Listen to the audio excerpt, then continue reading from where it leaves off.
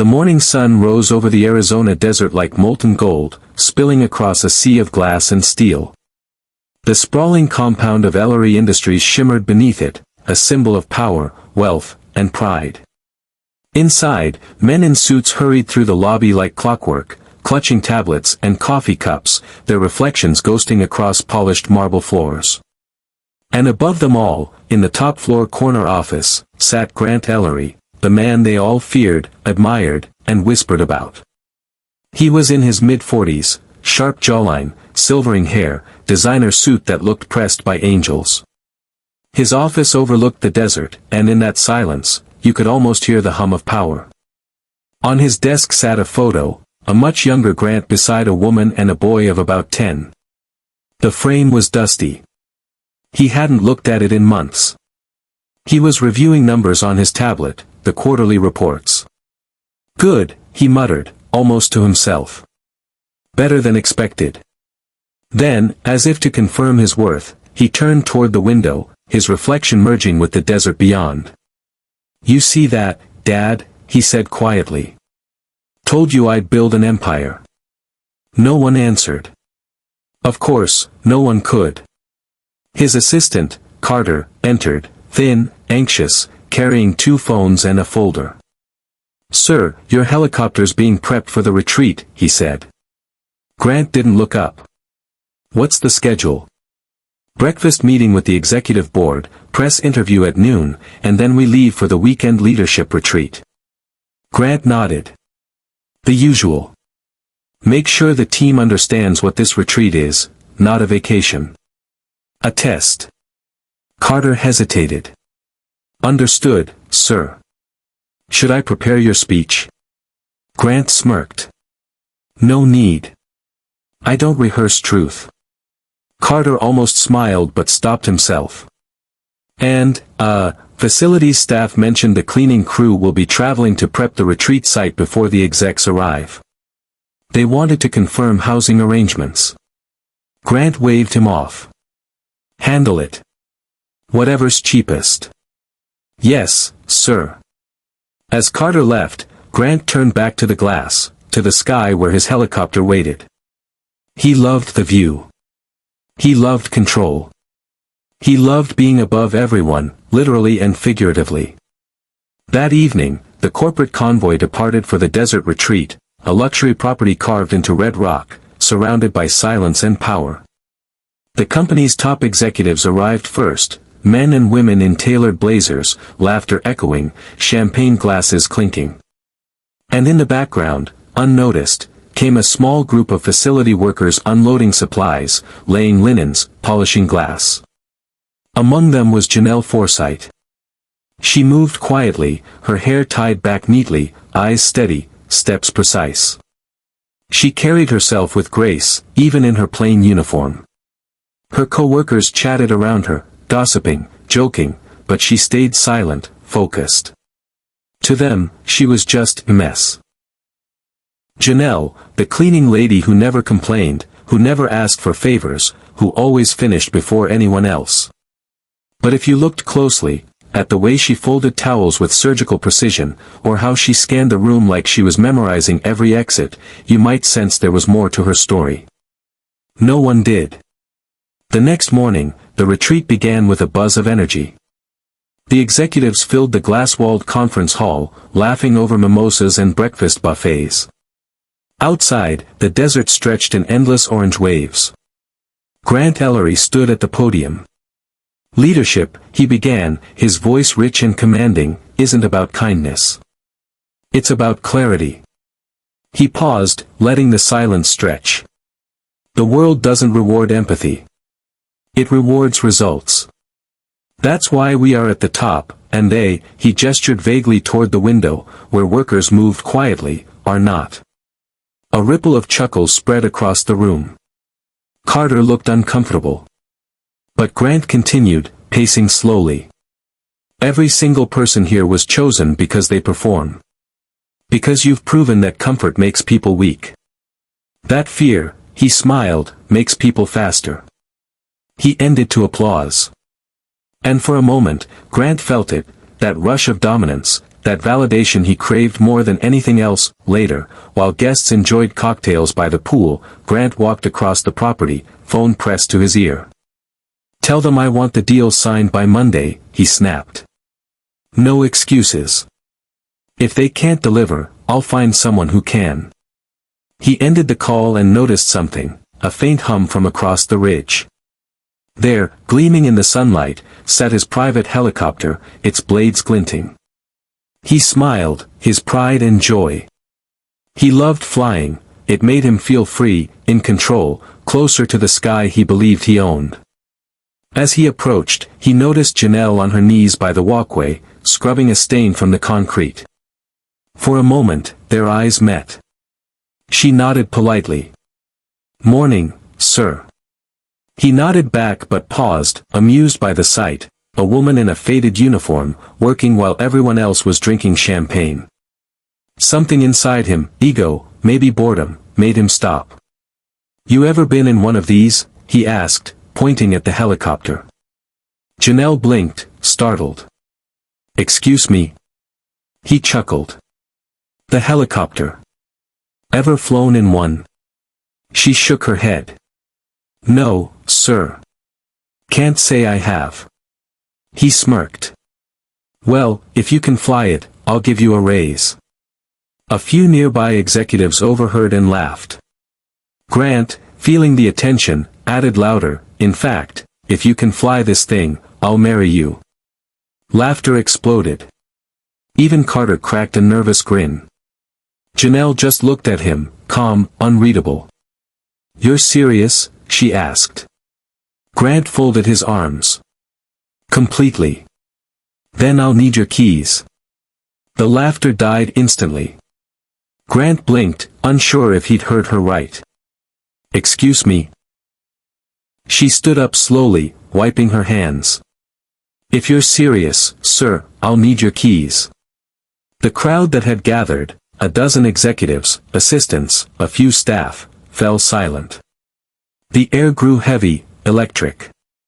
Grant looked around, smirking nervously. "You're joking." "I don't joke about work," she said softly. Something in her voice, calm but unshakable, unnerved him. "Fine," he said, tossing the keys toward her. "Be my guest." The silver keys clattered against the stone. Janelle picked them up, walked past him without a word, and climbed into the cockpit. Grant's smirk faltered. "Wait, she's not actually," Carter began, but stopped as the engine whirred. The blades began to spin. Dust whipped across the lawn. And within seconds, the helicopter lifted, smooth, controlled, perfect. Grant froze. The laughter turned to gasps. The machine circled the property once, twice, graceful as a bird, and landed with the kind of precision that no amateur could fake. When the engine stopped, all that remained was silence. Janelle stepped out, face calm, eyes sharp. Grant stared at her, speechless. She handed him the keys. "You said if I could fly it," she said quietly. "Now you know I can." Then she walked away. That night, Grant couldn't sleep. He sat alone in his villa, whiskey glass untouched, the desert wind whispering outside. Her voice replayed in his head. "I don't joke about work. Now you know I can." He'd seen confidence before, from billionaires, soldiers, pilots, but not like that. Not from someone in a janitor's uniform. Who was she? He didn't know it yet. But that question, who was she, was about to unravel everything he thought he knew about power, success, and himself. Night fell quietly over the retreat. The laughter of executives drifted from the fire pit terrace, but away from the glow, the compound felt almost sacred, stone paths lit by pale garden lamps, cicadas humming somewhere in the dark. Janelle Forsythe moved between cabins with a small cart, collecting glasses and folded napkins. Her motions were calm, unhurried. Each sound, the rattle of silverware, the creak of the cart's wheels, seemed to echo through the stillness. She could still smell the jet fuel on her hands. Even after all these years, she always could. When she reached the last cabin, she sat on the wooden steps and exhaled. Her body ached, but her mind wouldn't quiet. The faces from earlier, Grant's smirk, the frozen shock as she'd lifted off, kept flashing behind her eyes. It should have felt good to humble him. It didn't. It only stirred something she tried to bury long ago. Flashback, years earlier. A dry wind howled over the Afghan plateau, whipping the sand into ghostly spirals. Inside a dim tent, Captain Janelle Forsythe traced coordinates on a map while her husband, Lieutenant Marcus Forsythe, adjusted his flight gloves. 2 evac runs, maybe 3 if the weather clears, Marcus said, his grin crooked and fearless. You still trust my flying? She smirked back. You. Never. I trust the Black Hawk. He laughed, the sound bright even in the dust-choked camp. They were a team, 2 pilots bound by duty and the kind of love that survives only in chaos. Minutes later, rotors thundered overhead. Janelle climbed into her bird, Marcus into his. They exchanged a quick salute before liftoff. It was supposed to be a routine extraction. It wasn't. A flash on the horizon, a column of smoke, Marcus's chopper went down before she could reach him. The radio screamed his call sign, then nothing. When she finally landed, there was only wreckage and silence. Back to present day. The memory ended like it always did, with a burst of light and the taste of iron in her mouth. She blinked hard, gripping the step until her knuckles whitened. She hadn't flown since that day. Not until the stunt with Grant's helicopter. A door creaked behind her. Ellen, another cleaning staffer, stepped out with a trash bag. Girl, you still out here? Ellen whispered. You gave that man a heart attack today. Janelle managed a smile. Maybe just a bruise to the ego. Ellen laughed softly, sitting beside her. Still. You didn't tell me you could actually fly that thing. It was a long time ago, Janelle said. Another life. Ellen studied her. Whatever life that was, it sure left a mark. Folks upstairs been talking all night. Half of them scared of you, half of them wanna hire you. Janelle shook her head. They'll forget by morning. But she was wrong. Grant wouldn't. Morning. Grant hadn't slept either. The desert sunrise poured through his window, and he still saw that helicopter lifting off with effortless grace. He'd replayed the moment again and again, her calm face, her composure. It made him feel small. He'd done background checks on hundreds of employees before, but he'd never once wondered about the cleaning staff. Now he couldn't stop. He opened his laptop, typed a quick message to Carter. Find everything on Janelle Forsythe. Resume, references, anything. Within an hour, Carter returned with a thin folder. Sir, she's been with the maintenance contractor 3 years. Lives in Mesa.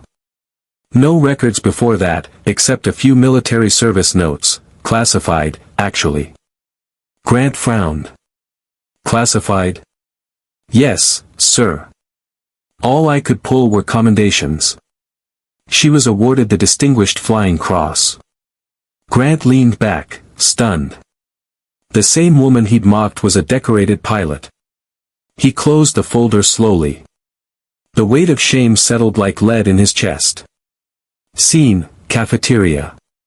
By noon, the executives gathered for brunch. The mood was light, but whispers buzzed around the room. Grant entered quietly. Conversations faltered.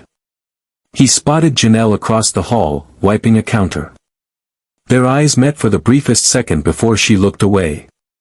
Excuse me, he said, approaching. Ms. Forsythe, can we talk? She paused. About cleaning schedules, sir. He sighed. About yesterday. The cafeteria quieted. Everyone was listening. Janelle kept her voice steady. There's nothing to discuss, Mr. Ellery. I did my job. You did yours. He hesitated, humbled. I was out of line. She met his gaze, cool, unflinching. Yes. You were. Later that day, the retreat schedule called for a team-building flight demonstration. Normally Grant would take the helicopter himself, show off a little. This time, he couldn't bring himself to touch the controls. As the staff prepared the field, he noticed Janelle checking the safety cones, as though the morning's confrontation never happened. He walked over. "Are you avoiding me?" "I'm working," she said simply. He studied her, how she moved, the quiet focus.